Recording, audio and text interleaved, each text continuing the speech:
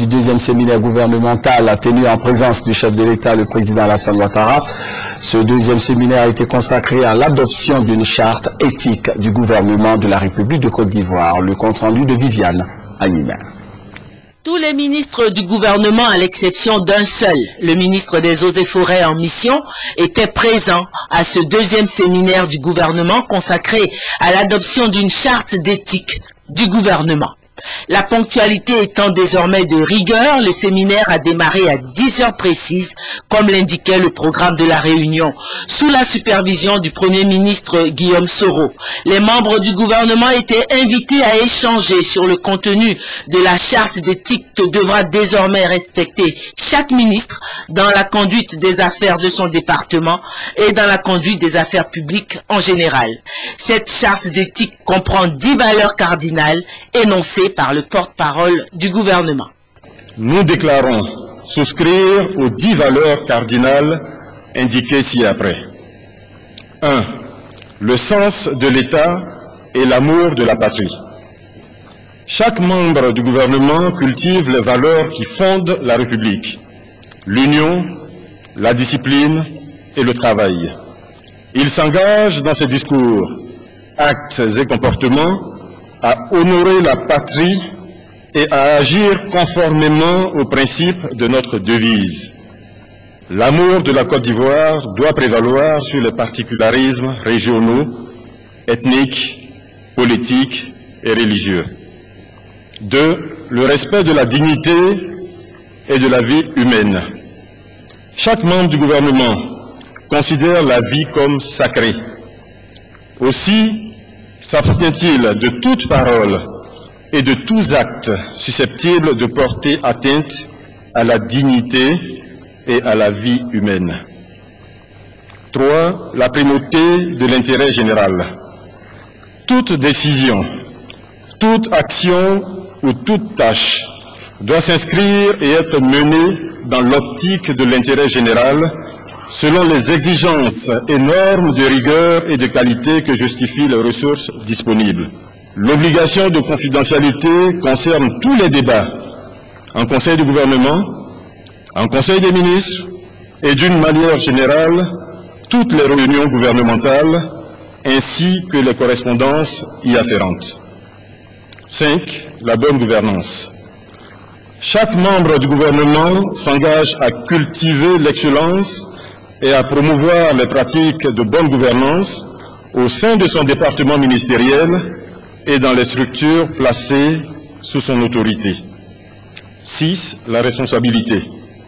Chaque membre du gouvernement est seul responsable de son département ministériel et s'engage en son âme et conscience à assumer sa charge et à exécuter au mieux toute mission à lui confier dans l'intérêt supérieur de la nation.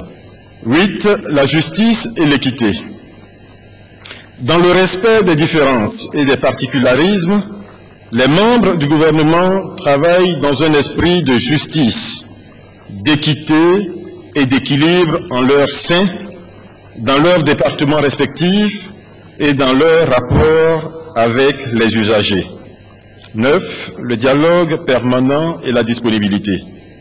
Chaque membre du gouvernement doit se consacrer en priorité à l'exercice des missions qui fondent ses attributions et se montrer entièrement disponible à cet effet.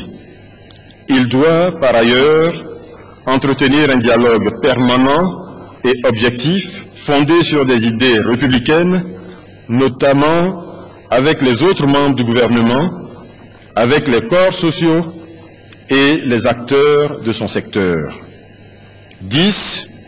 La civilité, la courtoisie et la modération.